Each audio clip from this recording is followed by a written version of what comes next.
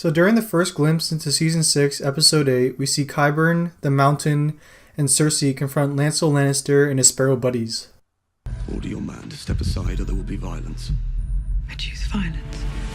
So Cersei's definitely had enough, and the Mountain's gonna kill a ton of sparrows.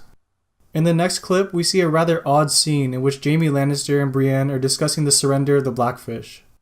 She then hands what I presume to be a letter from Sansa, asking the Blackfish for help in retaking Winterfell, and then tells Jaime that if the Blackfish doesn't want to surrender, then she will be compelled by honor to fight him. So we all know the Blackfish isn't going to surrender. There's just no way he gives up Riverrun to Jaime and his forces. Then we're shown Qyburn, the Mountain, and Cersei again, walking through the throne room, most likely after the Mountain slaughtered Lancel and his friends. So if you look closely, you can see Tommen just above Cersei's head, and it looks like he's talking to either Grand Maester Pycelle or the High Sparrow. And again, I don't really know Cersei's endgame in all this. There's soldiers everywhere in the throne room. Maybe this is where she asks for her trial by combat. Then Jaime says this. I love Cersei, and if I have to slaughter every Tully who ever lived to get back to her, that's what I'll do. So I'm pretty sure we're going to see Jaime and his forces attacking and laying siege to Riverrun in the next episode. It looks like they will start their attack at night, as we're shown a clip of the Lannisters and Boltons marching on Riverrun. We're also shown a scene of the Blackfish drawing his sword with Brienne at his side, preparing for the battle against Jaime in the coming episode. The preview also shows the waif standing in the middle of a market when something catches her attention. So there's no doubt in my mind the waif sees Arya, and it's probably a wounded Arya at that, walking through the street half dead like we saw her in episode 7.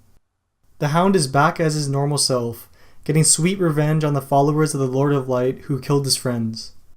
We finally get to see Podrick in some action. However, it looks like he's being choked out by Bronn. But in my opinion, this doesn't mean he's going to die. Bronn would never kill Podrick. The fact that he's in the boat with Brienne later in the preview, and also the fact that it's broad daylight suggests to me that Bronn's not trying to hurt Pod, but rather trying to be sneaky to possibly give him a message. So going off that, the very next clip shows Brienne and Podrick in a boat, in the darkness, and she's looking over her shoulder. I definitely think she's looking back at Riverrun, which could mean a couple of things. First, the Lannisters are attacking and the Blackfish tells her to go back to Sansa with the news that Riverrun's totally fucked.